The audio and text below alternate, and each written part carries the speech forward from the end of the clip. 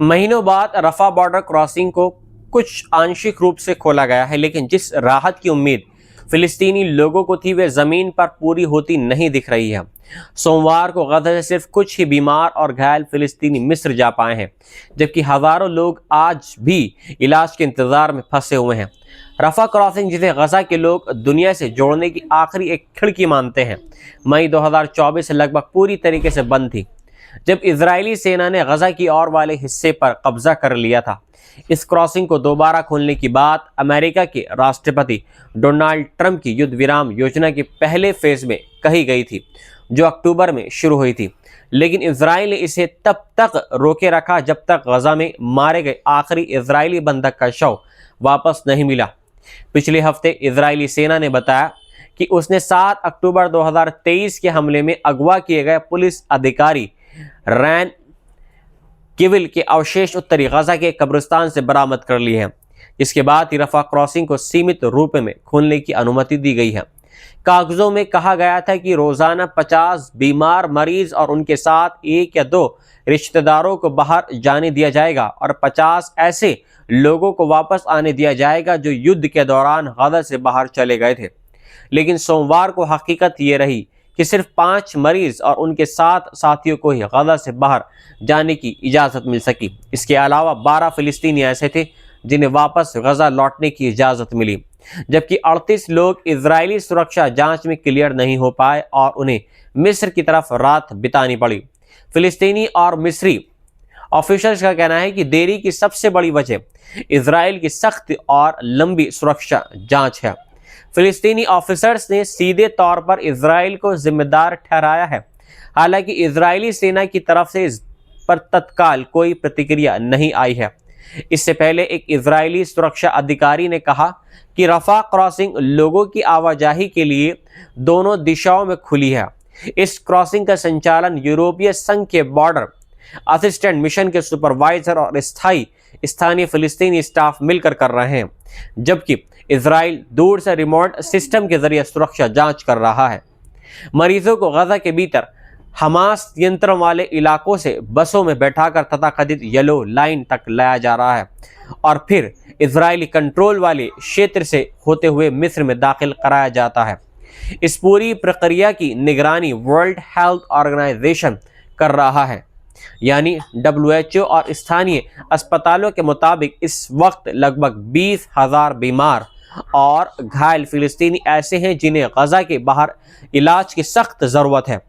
मिस्र की सरकारी मीडिया के अनुसार 150 अस्पताल और 300 एम्बुलेंस इन मरीजों को संभालने के लिए तैयार हैं, लेकिन सवाल यही है कि अब रोज सिर्फ गिने चुने लोगों को निकलने दिया जाएगा तो बाकी हजारों का क्या होगा। गजा सिटी के रहने वाले सबरीन अल-दामा ने BBC से बात करते हुए बताया कि उनकी 16 साल की बेटी रावा किडनी की गंभीर बीमारी से जूझ रही है। युद्ध से पहले उसका इलाज निगरानी और टेस्ट के जरिए हो रहा था, लेकिन युद्ध के बाद खाने की कमी और हालात बिगड़ने से अब उसे डायलिसिस करानी पड़ रही है। सबरीन अपनी बेटी को किडनी देना चाहती है, लेकिन उन्हें डर है कि उम्र बढ़ने के साथ कहीं बहुत देर ना हो जाए। वहीं 26 साल की मां अली का कहना है कि वे गजा से बाहर जाकर अल्जीरिया में मास्टर्स करना चाहती थी, लेकिन इजरायली अधिकारियों ने उन्हें ये कहकर रोक दिया कि छात्र मानवीय मामलों में नहीं आते हैं। मां कहती हैं कि उनकी जिंदगी के 2 साल इस युद्ध में बर्बाद हो गए हैं और वे आज भी गजा में फंसी हुई हैं। फिलिस्तीनी टेक्नोक्रेटिक कमेटी के प्रमुख अली शाअत ने कहा कि रफा क्रॉसिंग का खुलना एक लंबी प्रक्रिया की शुरुआत है जो गजा को फिर से दुनिया से जोड़ेगा। यूरोपीय संघ की विदेश नीति प्रमुख कजा कल्लास ने इसे शांति योजना में एक ठोस और सकारात्मक कदम बताया है, जबकि ब्रिटेन की विदेश मंत्री येवियती कॉपर ने कहा कि सिर्फ लोगों की आवाजाही काफी नहीं है, गजा में मदद का सामान भी बिना रोक टोक पहुंचना चाहिए। गौर करने वाली बात यह है कि रफा क्रॉसिंग पहले गजा के लिए मानवीय मदद का सबसे बड़ा रास्ता था, लेकिन अब मिस्र से आने वाली ज्यादातर सहायता इजराइल के कैरम शालोम क्रॉसिंग के जरिए भेजी जाती रही है। दिसंबर में इजराइल ने कहा था कि वह रफा क्रॉसिंग खोलेगा, लेकिन मिस्र ने साफ कर दिया था कि आवाजाही दोनों दिशाओं में होनी चाहिए। इस समय करीब 30,000 फिलिस्तीनी काहिरा स्थित दूतावास में गजा लौटने के लिए पंजीकरण करा चुके हैं। 16 हफ्ते से चल रहे युद्ध के बावजूद दोनों पक्ष एक दूसरे पर उल्लंघन के आरोप लगा रहे हैं। गजा के हेल्थ मिनिस्ट्री के मुताबिक इजरायली हमलों में अब तक 71,800 से ज़्यादा फिलिस्तीनी मारे जा चुके हैं, जबकि इजरायली सेना का कहना है कि उसके 4 सैनिक मारे गए हैं। महीनों बाद रफा बॉर्डर क्रॉसिंग को कुछ आंशिक रूप से खोला गया है, लेकिन जिस राहत की उम्मीद फिलिस्तीनी लोगों को थी वे ज़मीन पर पूरी होती नहीं दिख रही है। सोमवार को गजा से सिर्फ कुछ ही बीमार और घायल फिलिस्तीनी मिस्र जा पाए हैं, जबकि हज़ारों लोग आज भी इलाज के इंतज़ार में फंसे हुए हैं। रफा क्रॉसिंग, जिसे गजा के लोग दुनिया से जोड़ने की आखिरी एक खिड़की मानते हैं, मई 2024 से लगभग पूरी तरीके से बंद थी, जब इजरायली सेना ने गजा की ओर वाले हिस्से पर कब्जा कर लिया था। इस क्रॉसिंग को दोबारा खोलने की बात अमेरिका के राष्ट्रपति डोनाल्ड ट्रंप की युद्ध विराम योजना के पहले फेज में कही गई थी, जो अक्टूबर में शुरू हुई थी, लेकिन इजराइल ने इसे तब तक रोके रखा जब तक गजा में मारे गए आखिरी इजरायली बंधक का शव वापस नहीं मिला। पिछले हफ्ते इजरायली सेना ने बताया कि उसने 7 अक्टूबर 2023 के हमले में अगवा किए गए पुलिस अधिकारी रैन किविल के अवशेष उत्तरी गजा के कब्रिस्तान से बरामद कर लिए हैं। इसके बाद ही रफा क्रॉसिंग को सीमित रूप में खोलने की अनुमति दी गई है। कागजों में कहा गया था कि रोजाना 50 बीमार मरीज और उनके साथ 1 या 2 रिश्तेदारों को बाहर जाने दिया जाएगा और 50 ऐसे लोगों को वापस आने दिया जाएगा जो युद्ध के दौरान गजा से बाहर चले गए थे। लेकिन सोमवार को हकीकत ये रही कि सिर्फ 5 मरीज और उनके 7 साथियों को ही गजा से बाहर जाने की इजाज़त मिल सकी। इसके अलावा 12 फिलिस्तीनी ऐसे थे जिन्हें वापस गजा लौटने की इजाज़त मिली, जबकि 38 लोग इजरायली सुरक्षा जांच में क्लियर नहीं हो पाए और उन्हें मिस्र की तरफ रात बितानी पड़ी। फिलिस्तीनी और मिस्री ऑफिशियल्स का कहना है कि देरी की सबसे बड़ी वजह इजराइल की सख्त और लंबी सुरक्षा जांच है। फिलिस्तीनी ऑफिसर्स ने सीधे तौर पर इजराइल को जिम्मेदार ठहराया है। हालांकि इजरायली सेना की तरफ से इस पर तत्काल कोई प्रतिक्रिया नहीं आई है। इससे पहले एक इजरायली सुरक्षा अधिकारी ने कहा कि रफा क्रॉसिंग लोगों की आवाजाही के लिए दोनों दिशाओं में खुली है।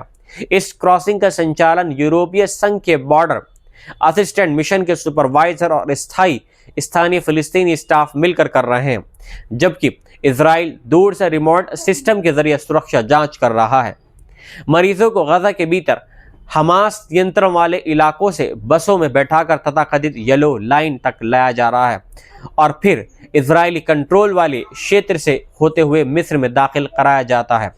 इस पूरी प्रक्रिया की निगरानी वर्ल्ड हेल्थ ऑर्गेनाइजेशन कर रहा है, यानी WHO, और स्थानीय अस्पतालों के मुताबिक इस वक्त लगभग 20,000 बीमार और घायल फिलिस्तीनी ऐसे हैं जिन्हें गजा के बाहर इलाज की सख्त ज़रूरत है।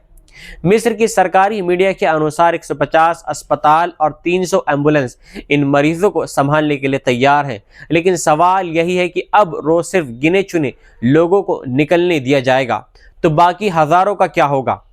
गजा सिटी के रहने वाले सबरीन अल-दामा ने BBC से बात करते हुए बताया कि उनकी 16 साल की बेटी रवा किडनी की गंभीर बीमारी से जूझ रही है। युद्ध से पहले उसका इलाज निगरानी और टेस्ट के जरिए हो रहा था, लेकिन युद्ध के बाद खाने की कमी और हालात बिगड़ने से अब उसे डायलिसिस करानी पड़ रही है। सबरीन अपनी बेटी को किडनी देना चाहती है, लेकिन उन्हें डर है कि उम्र बढ़ने के साथ कहीं बहुत देर ना हो जाए।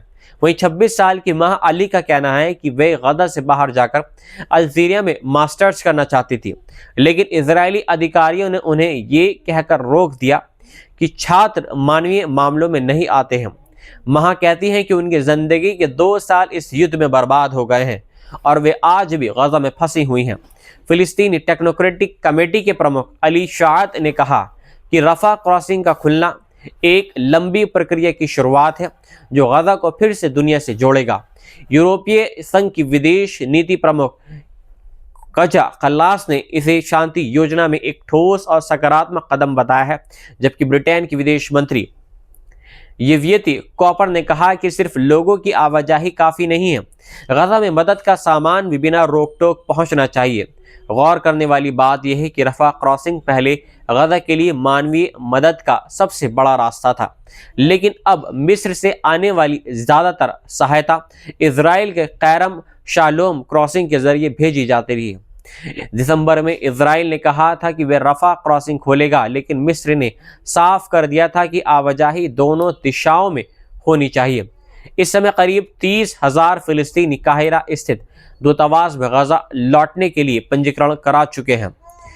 16 हफ्ते से चल रहे युद्ध के बावजूद दोनों पक्ष एक दूसरे पर उल्लंघन के आरोप लगा रहे हैं। गजा के हेल्थ मिनिस्ट्री के मुताबिक इजरायली हमलों में अब तक 71,800 से ज़्यादा फिलिस्तीनी मारे जा चुके हैं, जबकि इजरायली सेना का कहना है कि उसके 4 सैनिक मारे गए हैं।